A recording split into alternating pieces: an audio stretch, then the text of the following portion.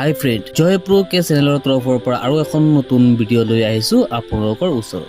এইটো ভিডিঅ'ত আমি আলোচনা কৰিম কিমান পাৰ্চেন্টেজ হলে হায়াৰ ছেকেণ্ডাৰী ছাত্ৰ ছাত্ৰীসকলে স্কুটি পাব।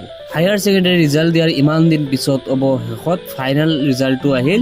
কিমান পাৰ্চেন্টেজ হলে ছাত্ৰ ছাত্ৰীসকলে স্কুটি পাব আৰু তাৰ বাবে কি কি ডকুমেণ্টছ নথিপত্ৰ লাগিব আৰু কোনে কোনে পাব আৰু কেনেকৈ এপ্লাই কৰিব লাগিব, এপ্লাই লাষ্ট ডেট কেতিয়া, গোটেইবিলাক আমি এইটো ভিডিঅ'ত আলোচনা কৰিম। গতিকে আপোনালোকে ভিডিঅ'টো অলপ স্কিপ নকৰিব আৰু যিসকলে এতিয়ালৈকে আমাৰ চেনেলটো ছাবস্ক্ৰাইব কৰা নাই নিশ্চয় আমাৰ চেনেলটো ছাবস্ক্ৰাইব কৰি ৰাখিব আৰু বেছিকৈ শ্বেয়াৰ কৰি দিব যাতে সকলো ছাত্ৰ ছাত্ৰীয়ে এই ভিডিঅ'টো চাব পাৰে আৰু এই বিষয়ে জানিব পাৰে। ভিডিঅ'ৰ ডিছক্ৰিপশ্যনত লিংকটো দিয়া আছে, সেইটো লিংকত যদি ছাত্ৰ ছাত্ৰীসকলে ক্লিক কৰে তেতিয়াহ'লে নিশ্চয় এই পেজটোত আহি যাব পাৰিবা। ছাত্ৰ ছাত্ৰীসকলে চাব পাৰিছে যে ইয়াত দিয়া আছে আছাম স্কুটি স্কিম 2024 আৰু স্কিমটোৰ নাম হৈছে Pragyan Bharati scheme. Apply online for free scooty. কেনেকৈ এপ্লাই কৰিব পাৰিব ইয়াৰ সম্পূৰ্ণ ডিটেইলছ ইয়াত দিয়া আছে। ইয়াত তোমালোকে চাব পাৰিছা নেম অফ স্কিম, স্কিমটোৰ নাম কি। স্কিমটোৰ নাম হৈছে আছাম প্ৰজ্ঞান ভাৰতী স্কুটি স্কিম। ইয়াৰটো দিয়া আছে 2024। এনেকৈ তোমালোকে চাব পাৰিবা। তলত তোমালোকে চোৱা student of the with 60 and 70% লাগিব হায়াৰ ছেকেণ্ডাৰী পাছ কৰা ছাত্ৰ ছাত্ৰীসকলে।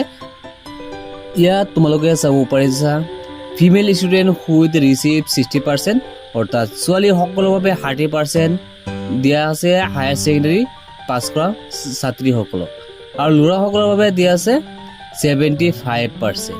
তোমালোকে নিশ্চয় চাব পাৰিছা দিয়া আছে the Pragyan Bharati scheme is for boys the receive last 75%। ল'ৰাসকলৰ বাবে 75% নম্বৰ পাব লাগিব। ছোৱালীসকলে যদি হায়াৰ ছেকেণ্ডাৰীত 100ৰ ভিতৰত 30% নম্বৰ পালে আৰু তাৰ বিপৰীতে ল'ৰাসকলে 100ৰ ভিতৰত 75% পালেহে স্কুটিটো লাভ কৰিব। তাৰ তলত এলিজিবিলিটি দি আছে, তাৰ যোগ্যতা কি কি, তেওঁ অসমৰ নাগৰিক হ'ব লাগিব আৰু 12 পাছ কৰিব লাগিব। লগতে ছোৱালীসকলৰ 60% লাগিব আৰু ল'ৰাসকলৰ 75% লাগিব। আৰু যেতিয়া এপ্লাই কৰিবা তেতিয়া কি কি লাগিব, ইণ্টাৰ ৰোল নাম্বাৰটো লাগিব, ৰেজিষ্টাৰ নাম্বাৰটো লাগিব আৰু ইণ্টাৰভিউৰ কণ্টেক্ট ডিটেইলছটো লাগিব। আৰু এইটো এপ্লাই কৰাৰ বাবে কি কি ডকুমেণ্টছ লাগিব, আধাৰ কাৰ্ডটো লাগিব, স্কুল ID কাৰ্ডটো লাগিব, 12 পাছ কৰা যিটো মাৰ্কশ্বিট আছিলে সেই মাৰ্কশ্বিটটো লাগিব, স্নাতকোত্তৰ যিটো মাৰ্কশ্বিট আছে সেইটো লাগিব আৰু পাছপোৰ্ট চাইজৰ ফটো লাগিব। How to apply for Assam scooty scheme, কেনেকৈ আপুনি এপ্লাই কৰিব।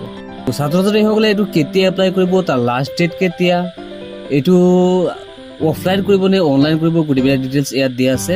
Starting date of the apply online এইটো দিয়া আছে, কামিং চুন ডেটটো এতিয়ালৈকে অহা নাই, আহি যাব। তাৰপিছত দিয়া আছে closing date of the apply online, শেষৰ তাৰিখটো লাষ্ট ডেটটো কেতিয়া, এইটো কামিং চুন, এইটো ডেটটো এতিয়ালৈকে ফিক্স হোৱা নাই। Starting date of the apply offline কেতিয়া কৰিব এইটো এতিয়ালৈকে দিয়া নাই আৰু অফলাইন যিটো ক্ল'জিং অফলাইন সেইটো এতিয়ালৈকে দিয়া নাই। এইকেইটা আহি যাব।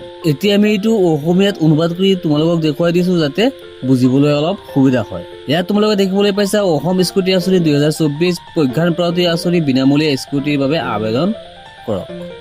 অলপ তললৈ আহিলে পাবা এই আঁচনিখনৰ নাম হৈছে অসম প্ৰজ্ঞান ভাৰতী স্কুটি আঁচনি 2024 চনৰ লঞ্চ হৈছে অসম চৰকাৰৰ তৰফৰ পৰা।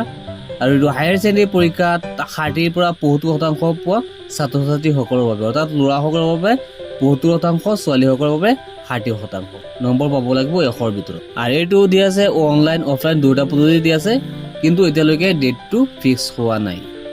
ইয়াত স্পষ্টভাৱে উল্লেখ কৰা আছে ছোৱালীসকলৰ বাবে 60% নম্বৰ লাভ কৰিলে স্কুটি দিয়া হ'ব আৰু ল'ৰাসকলৰ বাবে ইয়াত স্পষ্ট উল্লেখ কৰা আছে 75% পাব লাগিব। আৰু ডকুমেণ্টছ হিচাপে দিয়া আছে আধাৰ কাৰ্ড, স্কুলৰ ID কাৰ্ড, দ্বাদশ উত্তীৰ্ণ শ্ৰেণীৰ মাৰ্কশ্বিট আৰু স্নাতক মাৰ্কশ্বিট, পাছপোৰ্ট আগৰ ফটো, এইকেইটা ডকুমেণ্টছ লাগে। কেনেকৈ আবেদন কৰিব অসম স্কুটি আঁচনিৰ বাবে ইয়াত উল্লেখ কৰা আছে। প্ৰথমতে আঁচনিখনৰ অফিচিয়েল ৱেবছাইটত চাওক। এপ্লাই অনলাইন এপ্লাই আৰম্ভণিৰ তাৰিখটো আহি আছে, অৰ্থাৎ তাৰিখটো এতিয়ালৈকে অহা নাই। যেতিয়া আহিব ইয়াত পাই যাব আৰু আমি ভিডিঅ'ৰ জৰিয়তে তোমালোকক তাৰিখটো জনাই দিম আৰু কেনেকৈ এপ্লাই কৰিব লাগে গোটেইখিনি প্ৰচেছ আমি ভিডিঅ'ৰ জৰিয়তে দেখুৱাই দিম।